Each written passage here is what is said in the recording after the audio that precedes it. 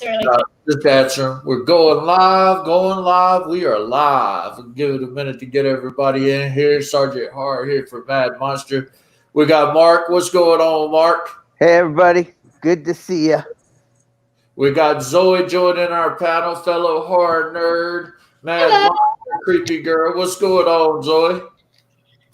Just trying to stay active during quarantine, making dolls and keeping horror news. What are you up to today, Gina? I worked, came home, got ready for this. Busy day. Liz said, hey, everybody. Hey, Liz. Everybody watching and tuning in, be sure you share this up. Share it, comment. Let us know what you guys have been up to this weekend. I was kind of excited. I know for years, several years back, Robert Englund came out and he said, oh, I wouldn't mind if Kevin Bacon took my place as Freddy Krueger. And then Kevin Bacon, he's been promoting his little crappy movie that just come out called You Should Have Left. And if you wonder, you're better off to watch Stir of Echoes if you like Kevin Bacon. You Should Have Left should have just went on to VOD for $4.99 instead of $19.99. But he was doing an interview, and they asked him, they said, would you play Freddy Krueger? And he just said, yeah. And then the internet went crazy. What do you guys, let's start with you, Zoe. What do you think of Kevin Bacon as Freddy Krueger? I personally think that my favorite Freddy is Robert. I mean, to me, that's like the Freddy Krueger. I wouldn't mind seeing Kevin Bacon play Jason, though, considering that his first feature was Friday the 13th. So I think that might be kind of funny, or at least him having a cameo in a new remake or sequel. But as Freddy Krueger, I don't know how I feel about it. I don't know. What do you think, Gina? I mean, I'm putting up. There's Kevin Bacon in 2020. There's Robert Englund in 2020. What do you guys think? What do you think? I'm not seeing it. I don't know if they're gonna change Freddy and not have him do the puns or the jokes. I just don't see Kevin pulling off that personality. Like, you can put prosthetics on anybody and makeup and make them look legit, but you got to have that right demeanor. Mm-hmm. Yep. But what do you think, Mark? I think if we can't have Robert Englund, I think Robert Englund's still ready to do it. And I think if they had Robert Englund, it would be a huge hit because everybody would support him. But I think Kevin Bacon would rock it. I think he would take away from the wackiness. I think he'd come on extremely intense. And I really think because he's a brilliant actor. Whenever you have a brilliant actor playing a psychotic killer, they're brilliant. I think he'll be fantastic. That's my take.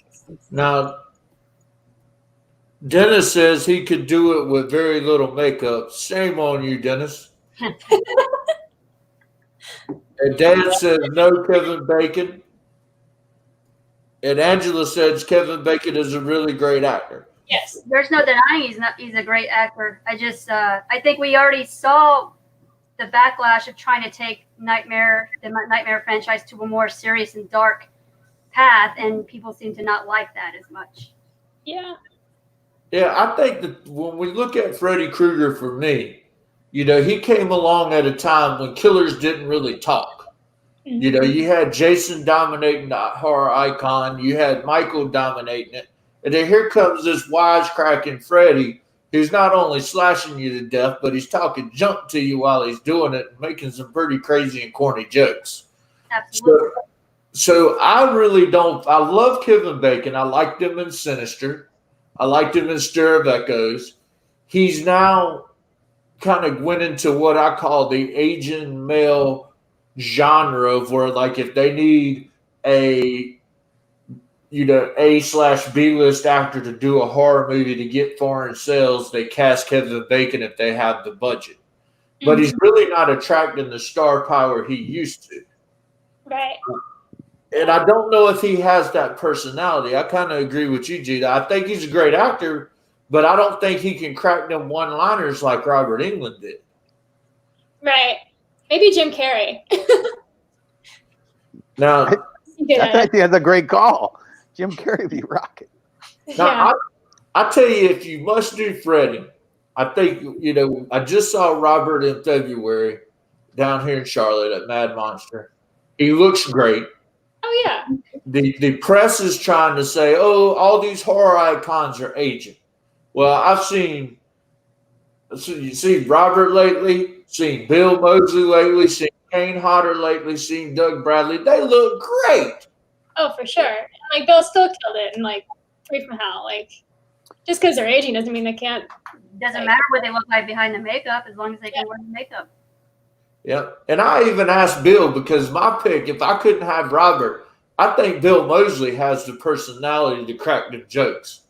Oh, yeah. Yeah. I'd like to see Bill Moseley in anything. I told you my Robert Englund story, right? When I was working with him on Killer Pad, where when I was working with Nick Principe, he was my assistant, and every time something would go wrong, Robert, he was really a cool director. He was directing this movie, but every time he'd get upset, he would turn into Freddy Krueger because that's what he did. So whenever Robert Englund would be upset about like the light not being right, or somebody did something wrong, me and Nick would come running up with big grins on our face because I told you guys I need the light over here, and he'd see us and he'd go, "Screw you guys," because we'd be sitting there laughing because it was Freddy. It was great. We got to see Freddy on set, and every time he got upset, we'd come running up no matter what to see Robert Englund become Freddy. That was great. I always envision Robert as the nerd from V. Oh, yeah. I don't think I've seen that one. And Mark, you talked about, I love Bill, and Bill's a great actor, but I watched a terrible movie the other day, that 2002 Maniacs Field of Screams, where he's got like this patch on, him and Lynn Shay, he's got a rebel flag patch on. I'm like, that was really, whew. I worked on that. Thank you. You worked on that? Yeah, I worked on it.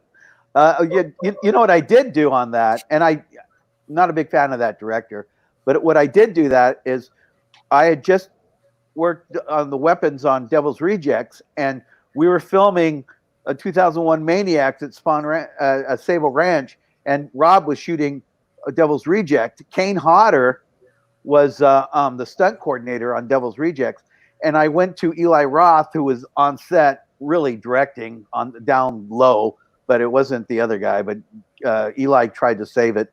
And I said, hey, the fans are bummed that Kane Hodder is not in a new Freddy versus Jason. We got Robert Englund in here. Can we, do you think we can talk to Rob and see if we can get Kane Hodder to come over and do a cameo? And there's a scene in 2001 Maniacs where Robert Englund's giving this big speech, and then he turns and Kane's right there, and they did that, and they did that just for the fans. That was probably the only cool thing I thought was good about that movie. Huh. I'm talking about 2002 with Bill Moseley with the rebel flag eye patch. It's got Christina Campbell in it. She's a producer at Millennium now. Oh, I didn't know they made. I had no idea they made one with. It has got Lynn Shay in it. She plays Bill Moseley's wife or grandma. It's just totally inappropriate movie. You watch it now and it's like, yeah. I'm not a huge fan of Tim Sullivan. I'd prefer not do no more movies. Yeah, I'm not a big fan of him either. I really am not. But yeah, I'm sorry. I thought you were talking about 2001 remake. Hey, Dennis says, shouldn't we leave Freddy alone? There's really only 3 good movies in the series. Focus on Phantasm or something with better success. What do you think, Gina? Should we leave Freddy alone? If they're going to try to reinvent the wheel, I'm going to say, yeah, leave it alone and create something new. Mm-hmm. You can only beat a dead horse so long. Yeah. New content is very welcome, in my opinion. What do you think, Zoe? I'm all for originality. Unless it's Robert, I think we should probably leave it. I love Phantasm, though. That's I like Phantasm. I would argue that they've already remade Phantasm. It's a TV series called Supernatural. Same car, running around battling evil. And you're never going to cast an actor that's going to satisfy the people as the tall man. You're never going to have another tall man. Ever. Angus was. I think it's like one of those things like you do in sports and they retire their number after they do, such a great career. They should do the same because no one's going to beat Angus's performance. Mm-hmm. Respect. Thomas says, I'm with you, Mark. Kevin could pull this off. Freddy was not much of a jokester in the first film. And Angela said, if Robert is saying he could see Kevin as Freddy, I think that gives him a lot of credit. And Dennis says the Herschel Gordon Lewis version is a masterpiece. Yeah, I agree. You shouldn't have touched it. And Daniel says, I'm debating about buying some aftermarket V action figures on Etsy. I obviously have a toy collecting problem. that was the first time I ever saw Robert on anything, and then that kind of stuck with me because when I watched Freddy the first time, I was like, man, this is scary. And then my dad pointed out, he said, that's just a nerd from V. And then it kind of like took it away for me, you know. He also does the voiceover in Big Wednesday, it's a surf film. It's a really good surf film, but it's weird when you listen to it. You could hear Freddy Krueger's voice in it. So it's like Freddy Krueger's narrating Big Wednesday. Yeah. Thomas says it's not the same car in Supernatural and Phantasm. It's a 70s in Phantasm, and in Supernatural it's a 60s Chevy Chevy Impala. I know, I just tease because I just feel like Phantasm had some inspiration to Supernatural. Yeah. And I think we need to get the CW to start making horror movies because, like, you look at Vampire Diaries, you look at Supernatural, they produce like 50 episodes per season and have that stuff out like clockwork. But we can't get horror films out in a timely manner, you know? It's true. Yeah. We need good horror films. We got Shudder. We have all these channels. I sit there and I just. Anyone see Hunt? I saw Hunt the other day. I like that. But No, very seldom do I see a good horror film. I mean, we need quality horror films. We have all these writers that's been in, lockdown forever. Hopefully, everybody's writing some really good scripts, something new and exciting. But something tells me everything's going to be about a plague. Maybe. Yeah, Hollywood doesn't. I don't think that. I've talked to some screenwriters, and they're like, "Oh, what are you doing?" I'm like, "Shoot, I'm writing movies, I'm writing articles, I'm producing content. Now it's time to be busy." And they're like, "Oh, I've been catching up on my TV." I'm like, "Shoot, you're locked in the house, right?" Well, I'm not feeling creative. I'm like, "Come on, guys." No, nobody has the excuse they don't have time right now. Everybody has time to do shit right now. Yeah. Well, what have you guys been watching this week? I'll start with you, Mark. Have you been watching anything? Well, like I said, I saw Hunt. I really liked Hunt. What else did we watch? We watched something else. You talking about Bloomhouse Hunt, right? Was it Bloomhouse? Yeah. Yeah, it was good. It was With funny. the It pig. was good. What's that? With Yeah, the pig. yeah. I wish they would have. Yeah, I like the pig. I like pigs. I'm glad you do, Mark. Gina, what you been watching this week? Anything? I was actually rewatching a series since I was talking about it with some friends of mine on Netflix, Dark Tourist, where people pay to go to places no one would in their right mind would go to. Ooh. Wow, I've never heard about that. You should check it out. There's actually it's a journalist from New Zealand who goes to places like Kazakhstan or a Fukushima site where a group pays to go onto the Fukushima site. And he goes to Africa and witnesses cannibalism. Wow. Also goes to Kentucky where this guy who's a veteran gets people to pay him to torture them, essentially. Wow. Until they tap out. Wow. It's an interesting series, so check it out if you haven't. It's very entertaining, to say the least. Dark Tourism. Yeah, Dark Tourist. They only have one season so far. But he goes all over the world to the seediest places. And I'm like, people must be really bored these days where they want to pay good money to experience something dangerous. Zoe, what have you been watching? I've been rewatching this series called The Killing. It's a really good one. It's a crime show, and it's the best crime show in my opinion. Forensic Files. I've watched Eaten Alive, which I see has been mentioned in the comments. Reminded me that. Some original Twilight Zones. I think that's about it for this week. Yeah. Yeah, I finished off the $1 Million Listing seasons for Los Angeles. I like that show, and I've been rewatching Power. I really love that show. Mm-hmm. It's a really good kind of mixture of, modern day crime. Horror wise, it seems like I just get to rewatching some of my favorites. I'll have a day where I'll sit down and just watch all the Saw movies, or I'll kick back, and I was kind of taking a closer look at the Friday the 13th series, the first few. It's just, I feel like I have a million channels and there's really nothing on to stream. There are so many movies. I'll see the cover, and y'all guys comment, and you guys let me know if y'all have the same problem. Is I'll look on Amazon, Hulu, Netflix, and I'll see the cover, and I'll be like, the cover looks good. It looks like it's probably like a $2 million budget movie. Then I'll click on it, and the guys filmed the movie with a cell phone and didn't even have no lights or color correction or anything. I'm like, really? You spent your whole budget on a movie. On a cover for the movie, not even the movie. It is just frustrating. I feel like they need to do more quality control on the movies, especially on Amazon, that are being uploaded.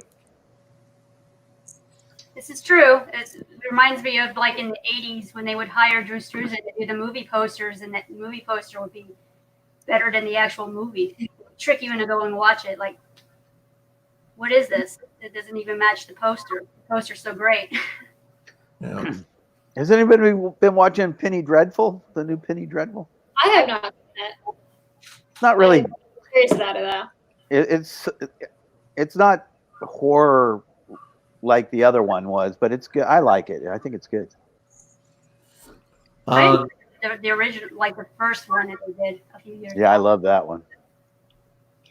Thomas says The Killing was only good for the first 2 seasons. Its first 2 seasons are definitely the best. Yeah.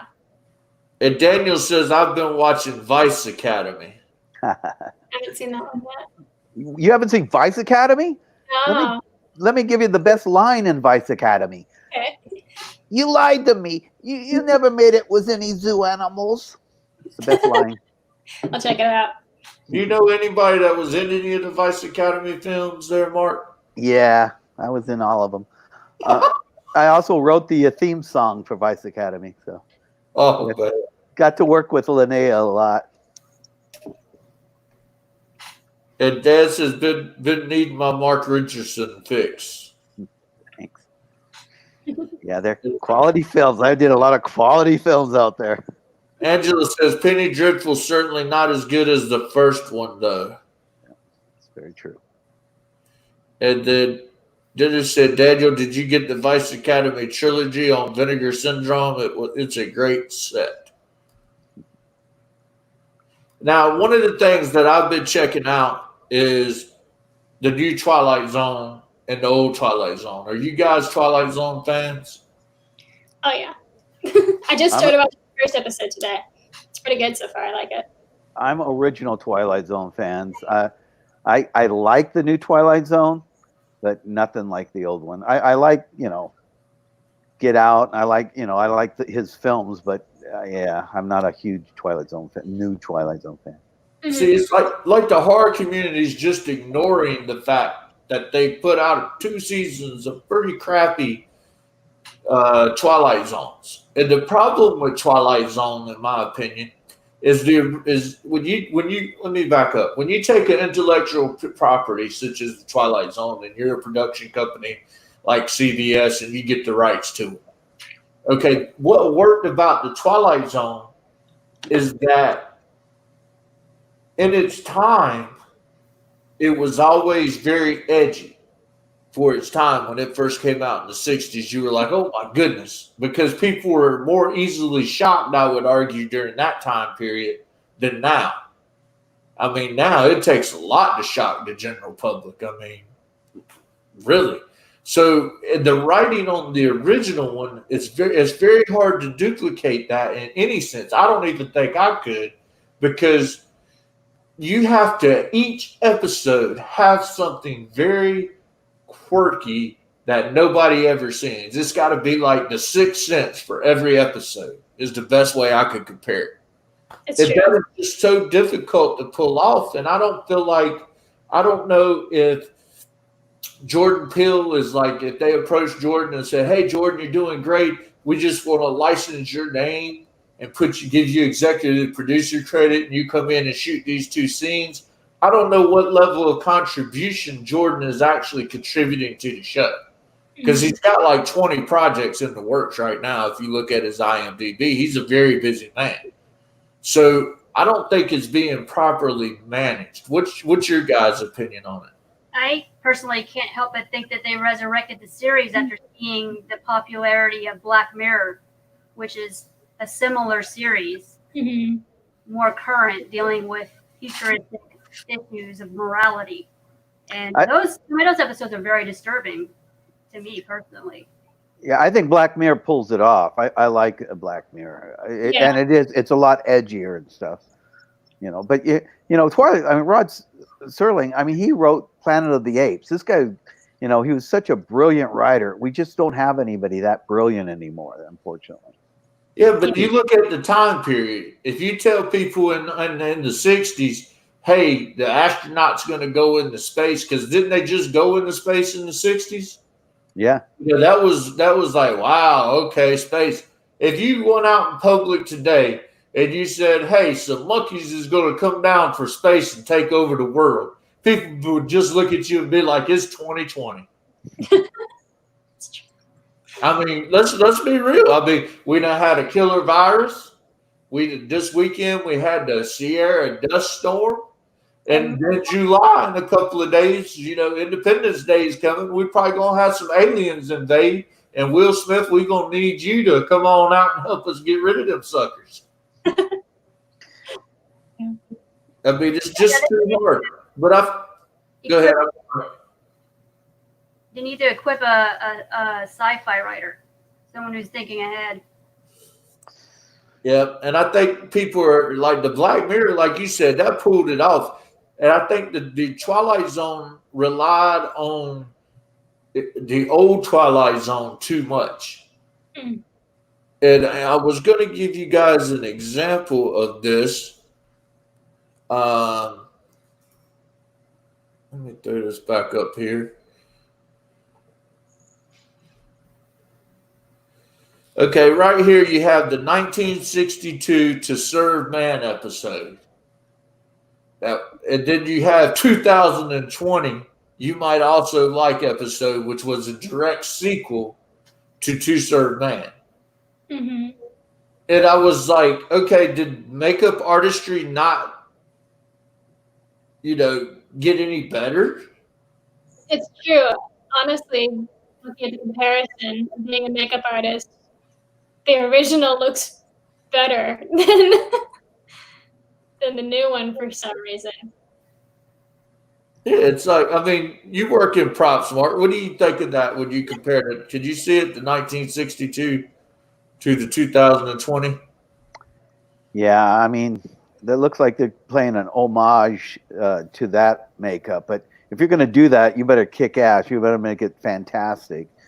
And I think I don't know what the budget is on the Twilight Zone, but that looks like something I would have done for Corman. It just looks, it looks bland and boring, and they put no thought into it.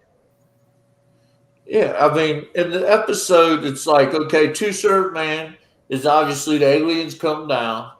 They're like, oh, we're here to help you. We're going to give you, energy efficiency. We're going to give you nutrients for the soil so you can everything will grow and you can farm. And they're just really fattening up the population to eat them because that's how you serve men is you get them hung, get them plumped out and cook them. It was one of the most iconic episodes of Twilight Zone. It was, there's like a handful of them that everybody knows, and this is one everyone knows. So if you're going to do something that is going to be so iconic and so like knowledgeable, like everybody's going to have it, you better do something, going to put a twist in it. You better do something that's going to be phenomenal. And they didn't. I think they dropped they didn't care. It seems like they just kind of went through the motions and threw it out there. It was very bland and boring. Yep. And Liz says, looks like his calf edges are showing in the newer version. They are.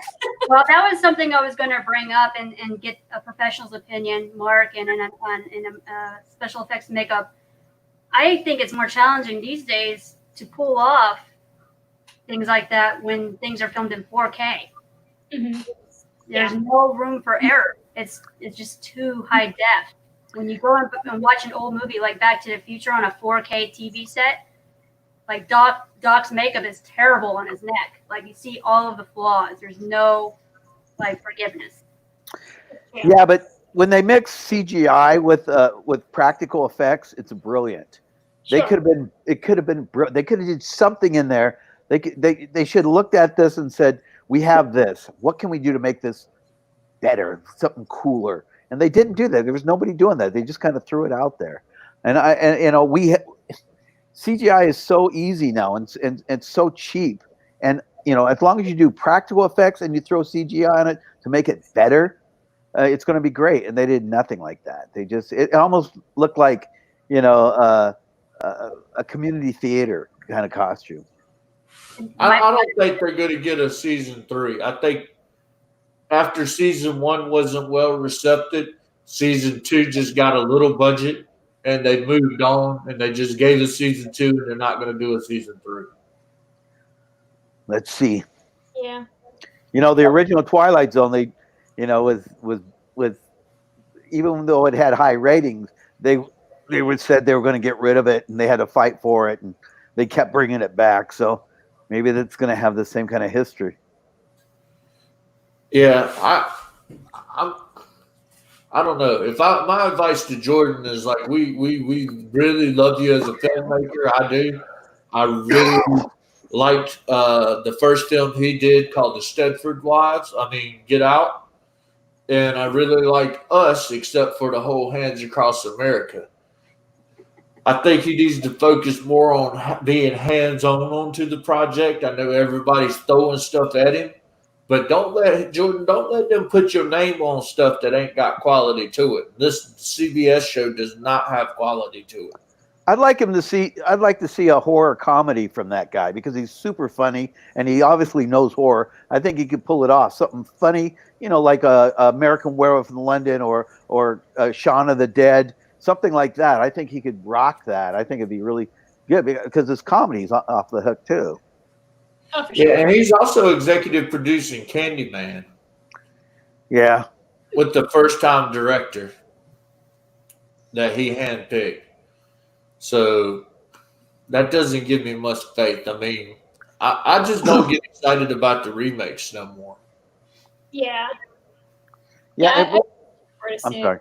Like Robert Englund, Tony Todd is Candyman. It's just. Yeah, it's just so hard, unless they could bring back Sammy Davis Jr., Tony Todd's the only Candyman I want to see. Yeah. Oh. But he's supposedly going to be in this. You were getting ready to say something, Zoe? Oh no, I was just gonna say I much prefer original films like Get Out and things that haven't been done already a million times. And I would be curious in seeing the Tucker and Dale sequel. If they got the same people.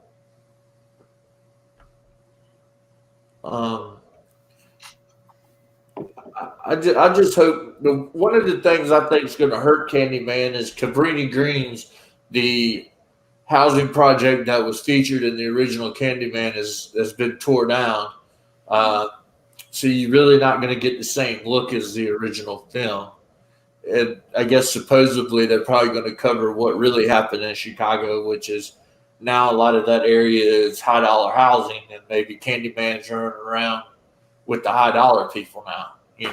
Who knows? It's a great concept. I don't know. I've always I love the original one. It was so out there. It was so good. Clive Barker rocks. Liz said he should do a Tucker Lindell too. I agree. Jordan would be great for that. Chris said he would like to see a second Tucker and Dale. And Lewis said, heard a rumor of a cameo. I have heard a rumor. Heard the rumor from people in the know that's like, hey, Tony Todd, he's a Candyman. Last time I saw Tony, I asked him and he gave me this crazy look like, I'm under non-disclosure. I can't talk about it. Okay, so they wouldn't have put you under non-disclosure unless you're going to be in it. That's the way I look at it. True. Dennis is hoping Kevin Bacon is not involved in the new Candyman. What was it? The 6 degrees of Kevin Bacon. Yeah. That is a pretty good one. Daniel says, I want Hannibal season 4. I've never gotten into the Hannibal TV show. Have you guys? I've seen the first episode. I try starting it, and something always distracts me, or I fall asleep. I don't know if that says anything. But And Zoe, you said you watched the first episode? Yeah, I've seen the first one. I mean, I love Silence of the Lambs, and I love Anthony Hopkins as Hannibal. But I'm willing to give it a shot. I'll give it a try. Mark, have you seen it? I've seen it. I like it. It didn't enthrall me. So, I mean, it's good. I'm all for it. I got something I want to get off my chest, guys. Okay.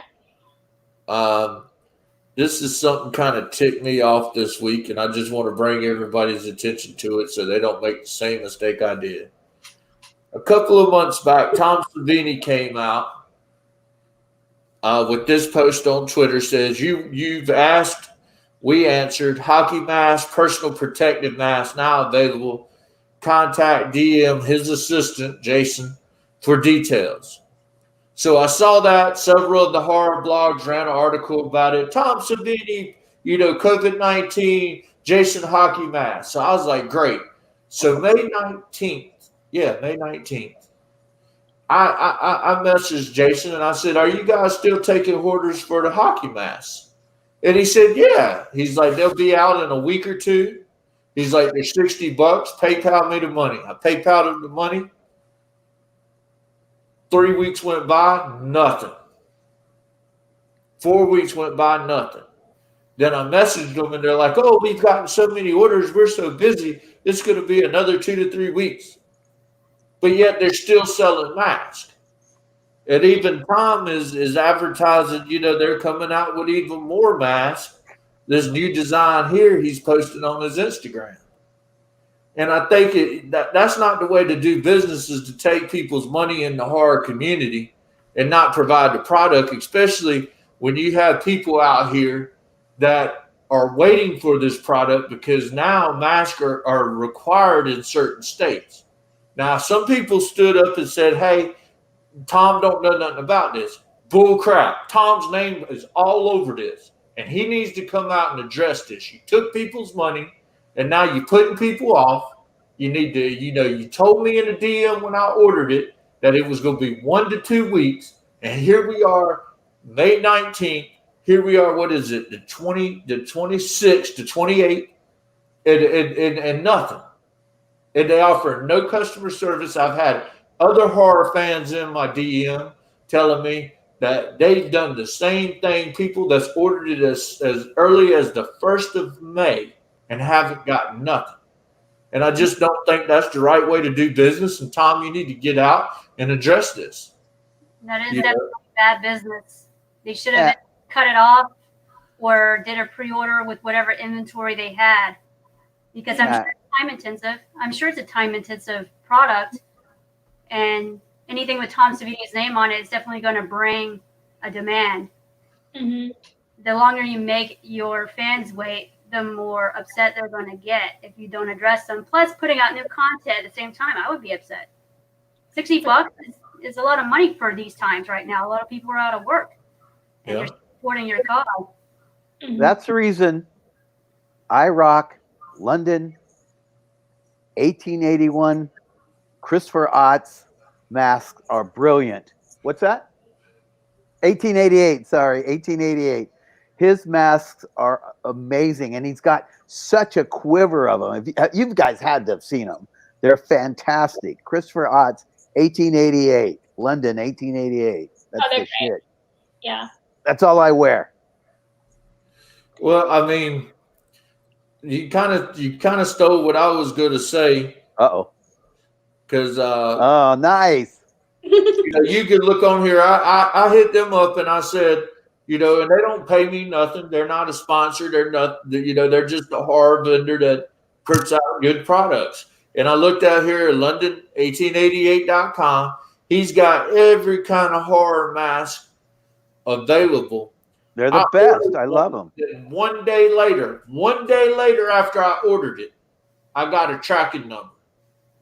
And I guess the reason I'm so pissed is because, the horror fans is some of the nicest people. They even got Mad Monster ones on here. Wow. Aww. I mean, but the horror community has such the greatest fans. And we've been nice to support Tom Savini and help him make a living when he comes to the conventions and when he wants to do projects and stuff. We vote with our dollars. Mm-hmm. And when you're going to take our money and treat us like crap, the horror community is not going to continuously to let Tom Savini, the studios, or whoever else comes up against the horror community, giving us inferior products, not giving us good customer service, and not meeting our demand. And that's one of the things we got to do as a community is stand up, let people like Tom know we're not going to put up with their crap. Let these studios know that we're not going to continuously watch their bullcrap, recycled idea horror movies, and that we want something new. I mean, once the people demand it and we vote with our dollars, they're going to do it for us.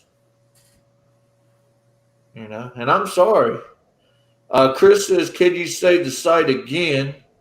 I'm going to post it on here. London 1988. Or no, 1888. No. Yeah, I'm glad I'm the only one that didn't screw it up. Yeah. London 1888. I got my mask from Eye Candy. I don't know if you guys know of Eye Candy, but it's really comfortable, and I've gotten lots of compliments on it, so you should check them out too. You can also use them as sleeping masks. And I mean, and now we're in a situation that everybody has to wear a mask. It makes it even so urgent because I was like, nobody around in my local area is selling masks, and it's like you need one. It's a time sensitive information, and if y'all want the address, there it is London1888.com. He's always got some specials, and they've always done me right and respected. The purchasing power that from the horror fans that support them, they put out some great stuff. And I mean, if you need a mask, hit them up. Is the Tom Savini one even practical to wear, or is it just a prop?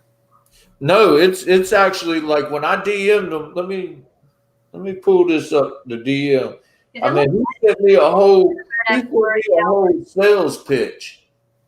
He said that not only is it a plastic mask, it's got the fabric on the inside that you could take it out and replace it, and rewash it, and reuse it, and the actual hockey mask protects the fabric. That's pretty cool. I just don't see that being comfortable, to be honest. Seems like I only wear NIOSH masks anyways because of my work, so all of the decorative ones, as fun as they are, they're to me, they don't give me the peace of mind as wearing an actual N95 respirator.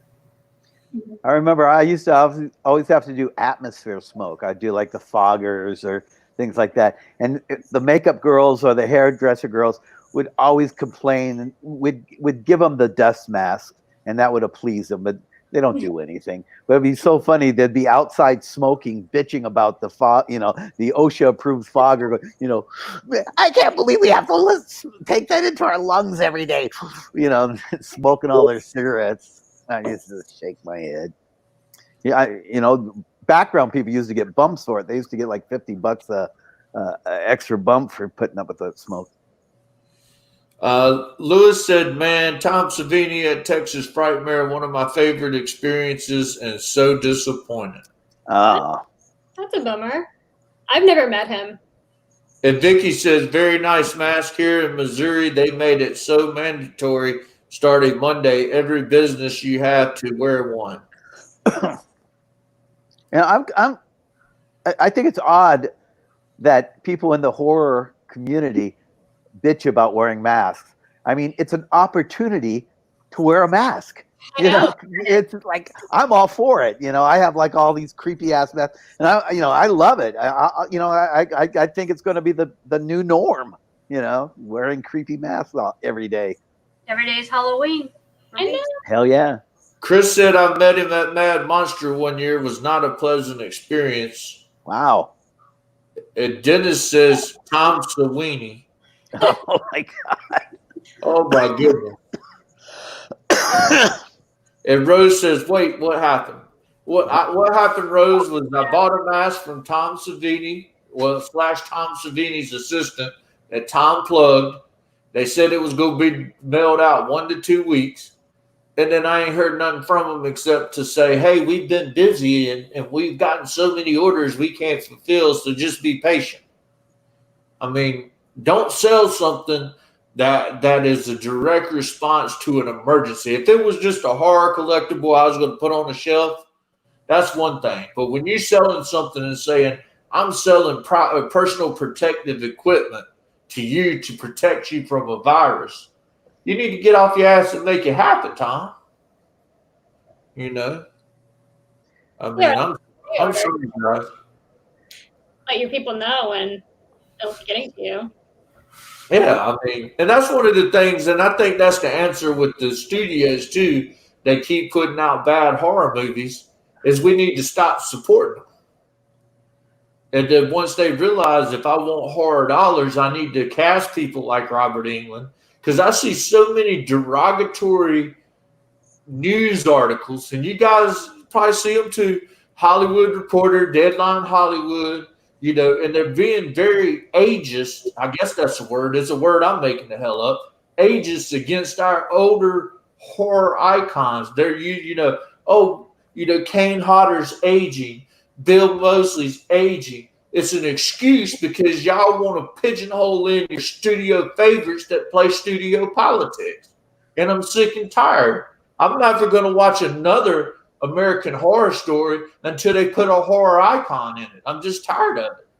Yeah. When I grew up, when I was a monster, I'm definitely a monster kid from the 60s. All my icons were old. Boris Karloff and Vincent Price and all these guys were still around, and they were making these really low budget films, but they were ancient, and I loved them.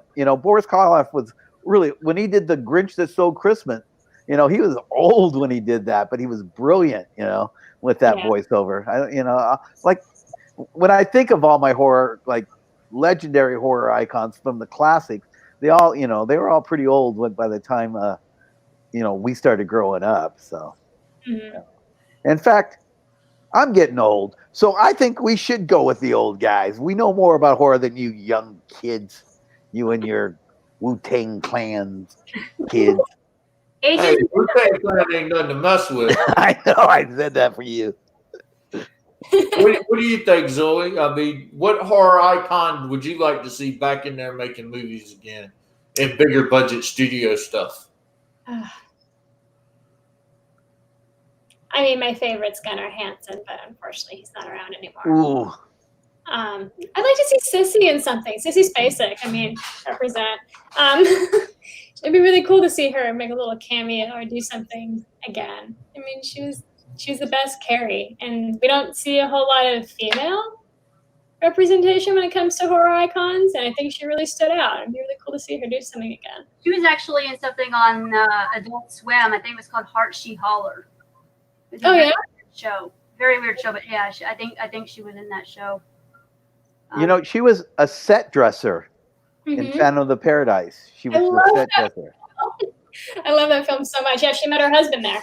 Yeah, I worked with Jessica Harper before this disaster happened. I was thrilled to death. I'm such a big fan of hers. Yeah, that movie is so underrated. I love that film so much. You know what actor I would like to see make a movie, and I just think he's brilliant, and I bring it up every once in a while. David Patrick Kelly, the guy from The Warriors, the Bottles, Warriors, and Dreamscape, another film that I love. But he's such an intense actor. I don't know why that guy does not make movies. I'd love to see him in a really good horror film. Rose says, I love the old horror. Me too. Vicky says, love the Vincent Price movie. House of Wax, another fave. Yep. Dennis says, geez, even Wu-Tang is old. Yeah, I know. Damn it. I was trying to, come on, be spontaneous. I think the new guy is the guy from North Carolina called The Baby. Baby's on like 90% of the radio songs. He's the Baby, but he's from North Carolina, finally made it on the rap scene. But Wu-Tang, you never get too old for Wu-Tang. Lewis says, Miss Gunner. They all do. Rose says, Kane would be my favorite. Kane, I don't know how old he is, but I mean, he's still young enough he can whoop half of these youngsters out there. Hell yeah.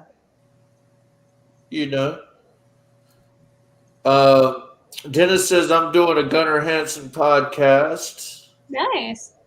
Sissy did well in Castle Rock. Says Sissy Spacek was in Castle Rock. Wow.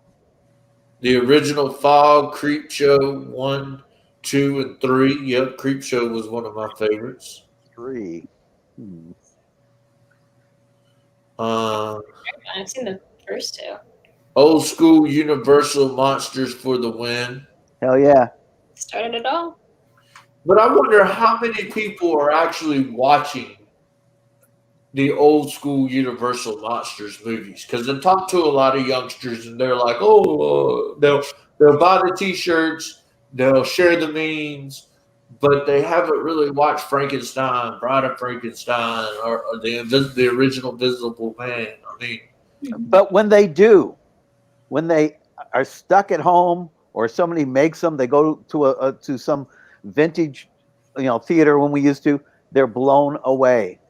Everybody every time I talk to a kid that sees the original Frankenstein, they're blown away. They love it. And I love that because there is something about those films that are brilliant. Every one of them are brilliant in their own little way.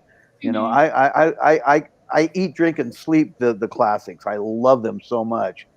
I like Creature. That's my fave. Let's see. Rose says Savini took money from people, me included, for a movie that seemed like it won't happen because so-called people in charge ain't doing crap. Okay. Man, I'll have to investigate. Well, I mean, are we dissing Savini, or it's his guys, right? That's working for him.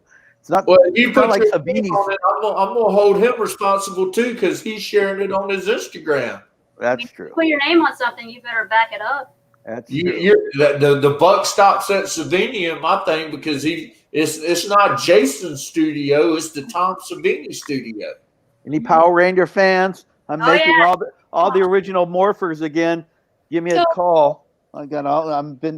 During this whole thing, I've been making belt buckles and everything else from back in the day when I used to make them. I put my name on it. No, I need to make those because I created those things. I remember. I was People are out there revenue making my crap, making more money than me. You made the morphers? No, I made the communicators. the watch. Bum, bum, ba-da-dun, dun. But they came out. Bandai came out with a toy version of it that kicks ass. Huh. I'm wondering, one day you need to make me a Power Ranger thing so I can turn into a Power Ranger. Oh man, Sergeant Horror Power Ranger. Yeah.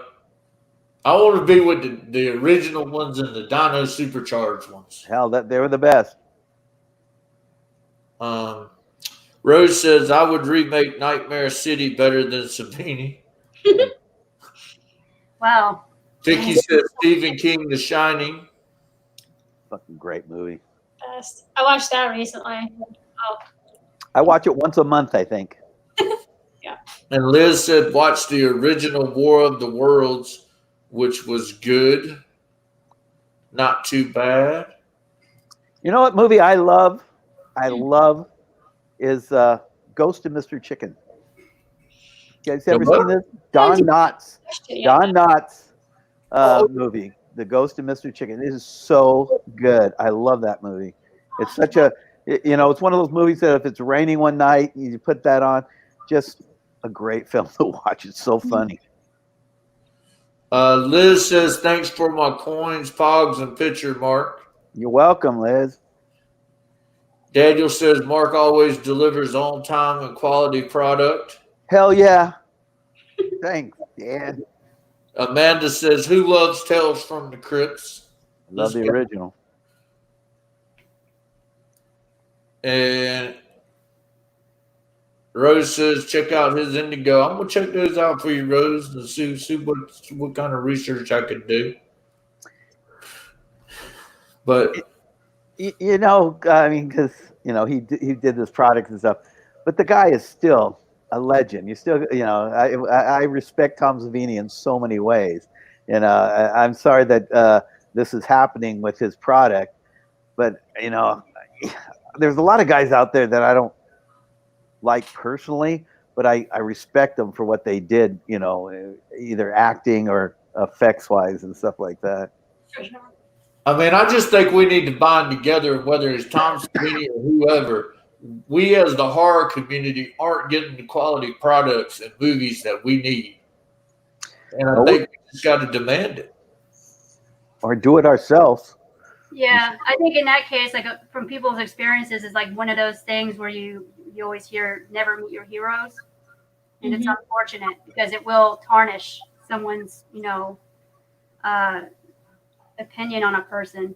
And in any work that you do, it tarnishes that. So it's definitely possible. I mean, everyone I've met from the horror community has been amazing. Like, absolutely sweethearts. Donna Hansen was the sweetest. Ed Neal was the sweetest. Terry McMahon. Everybody from Texas Chainsaw was awesome. Everybody from Phantasm was awesome. Like, anytime I meet them, it's equal. Like, you don't feel like they're putting them above you because they have, a bigger name. And I really respect that. Yeah, I think celebrities always need to keep themselves humble when dealing with their fans, because without the fans, you really wouldn't be nothing. That's like without the people watching us, we wouldn't be able to have a show. So that's why I'm very thankful to everybody that takes the time out of their day and watch us coming on and talking horror with us and sharing it to their friends, inviting their friends to like the page. It's really appreciated, really humbling that people do that. And Angela says Danny Trejo was so awesome to meet. I'm sure. He's wonderful. I've worked with that cat a couple times. Yeah, he assigned me as his bodyguard, even though I'm only 5'4". No, he's wonderful.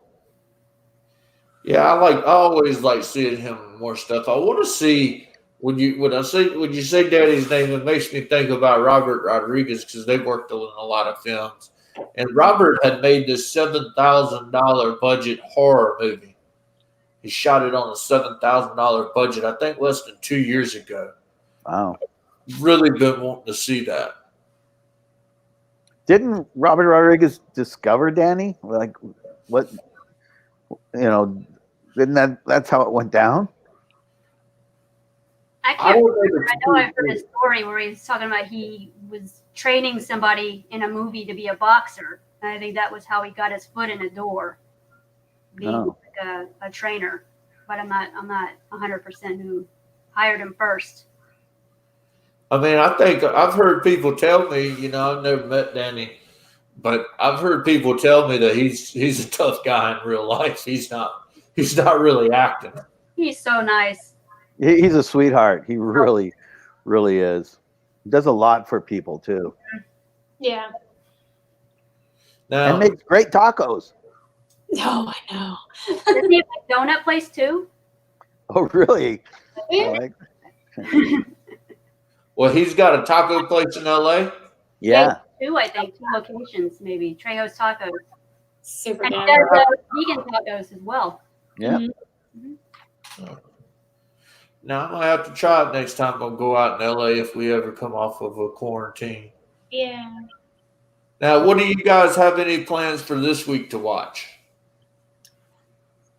I want to watch Cape Fear because it was just on, or they just put it on Netflix. So that's on my list. I watched that the other week. Yeah. Yeah. I love that movie. It still holds up. It really does. The score is great. And giving it's my profession, I'm a very hard critic on temporary tattoos in movies. I think there's so many bad tattoos in movies, and those were still pretty impressive for the year that movie came out. Cool. Such a brilliant movie. You know what movie I always watch this time of year? Jaws. Because we're going to have a panic on the 4th of July. Jaws is a 4th of July movie. I just watched all 3. I watched the 3rd one in 3D with my 3D glasses. Wow, that's great. It's so campy to see Dennis Quaid young at SeaWorld. Makes no sense. SeaWorld's in the middle of Florida, but they're at the beach. It's just hilarious. I love it. I love the underground, the tube that goes down, the sharks and the Undersea Kingdom. I love that. Rose says she's going to watch the original Creep Show. Chris says Dr. Sleep just came on HBO. Hope to check it out. I like Dr. Sleep. I I thought it was good. I'm curious about it. So is Dr. Sleep worth me taking 3 hours out of my life to watch it? Oh, yeah. If you're a Stephen King fan, and if you're a Shining fan, that's the whole thing. If you love The Shining, you're going to love Dr. Sleep. I know. I was reading it, so I wanted to try and finish the book before seeing it, so I didn't see it in theater. Okay. The book ending is better than the movie. He put his name on a lot of stuff too, and I think he backed his son that did this very movie that I absolutely did not like called In the Tall Grass. Oh yeah. Did y'all see that? I saw it. I liked it. Okay, Mark. Good talking to you. Take care, buddy. It was wandering around the grass field. Yeah, it was. And it was tall grass. It was extremely Stephen King-ish, but I did not have a problem with it. Did any of y'all see it, Gina and Zoe?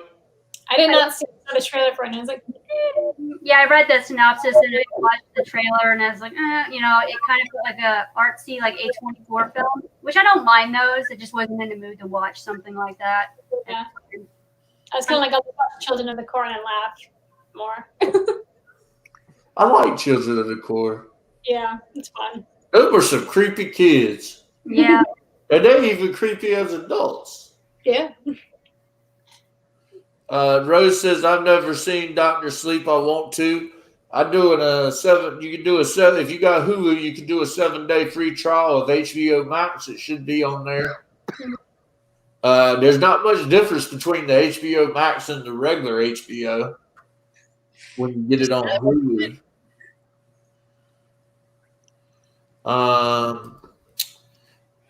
Maggie says, hi, Gina. It's my family. And Liz makes a good point. The books are always better than the movies. And Matt says, sup? What's up, Matt? And remember the flowers in the attic. Is that The a flowers in the attic was really good. based off the V.C. Andrews books? Yep. That and that movie, The Girl Next Door, that was a very brutal movie. The Girl Next Door. And so Yep. that I saw a little girl who lives down the lane with That's a Jodie good one, Foster. too. Yeah, that's a weird movie. Huh. Well, we coming up on the hour we've been on. I was gonna start with Zoe. You got any last words? Hey, you put me on the spot. Come back to me.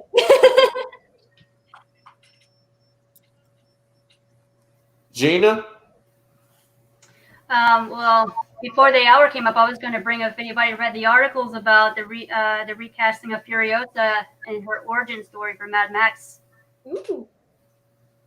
They're not going to have Charlize Theron do it, so I'm interested to see who they cast.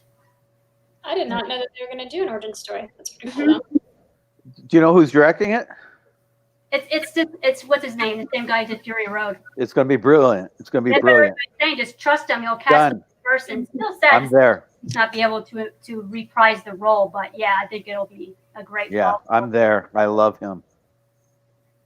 Did y'all all like the Mad Max Fury Road? I loved it. Oh, yeah. Yeah, I watched it in the theater, I think twice. Brilliant. I think the story wasn't much about Mad Max. It felt like a giant car chase for like 2 hours. I kind of liked it. Well, that was Mad Max 2, the same thing. That's what it's all about. It's that car chase. And, it was all practical. It was not CGI. All those stunts were practical. I loved it. I thought that was fantastic. And I'm a huge Tom Hardy fan. well, people paid more attention to Furiosa than actual Tom Hardy as Mad Max. So Yeah, he has face in a cage the whole time. Anyway. no surprise that she's getting her story told as an origin story. I think she's brilliant. She was wonderful in that.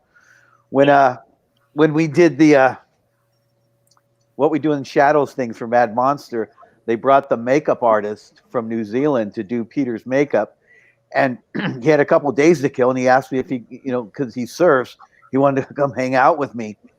That weekend, they were having a apocalyptic car show, and my wife loved the War Boys, and I told him, hey, you want to go to this apocalyptic car show? It's all Mad Max vehicles. He goes, yeah. And he made my wife like a war boy, did the whole makeup, and she shows up there, and people were their heads were exploding. She was walking around like a war boy with complete makeup. It was brilliant. I loved it. Such a nice guy. He was it Don Brooks, I believe. Don Brooks, yeah, he's brilliant. I loved him. He's with Weta, right? Yeah. Nice. He worked on Alien, I think, or one of the Alien movies. He works on everything out there. Hey, the actor that plays Peter, what's his name? Ben Franchot. Yeah. He was a Power Ranger monster in New Zealand. Ben Franchot was? Because I know Deacon, the guy who plays Deacon, Johnny Brugge, he was he made the monster noises he was telling us for the New Zealand Power Rangers. That's so funny. Yeah, he was doing the noises for us. I was like, that sounds like something on a Power Rangers episode. That's funny. I played Serpicon in Power Rangers Time Force. But you also get to wear the Lord Zed suit too, right? Yeah, I got to wear the Lord Zed suit. I like to throw that in every time I talk to people. Random people, I walk up and I go, I was Lord Zed. Turbo. That's you know why I love saying it? Because I'm not an actor. I'm a fan. I'm a squid. So I love it. I just love it because I'm such a fanboy. We gotta have you do a full episode about Power Rangers, because I grew up watching the Japanese version before it even came to the States with Saban. Yeah. Yep. I got to watch all that stuff before I started working for him. All the Japanese. And we're getting corrected. It's Don Brooker. Oh, Brooker. Yeah, Brooker. I forgot the ER, but nice guy. Wonderful guy. Very talented. Well, we appreciate everybody joining in. Wednesday, we got a special guest, Michael Berryman from The Hills Have Eyes. Oh, great. Nice.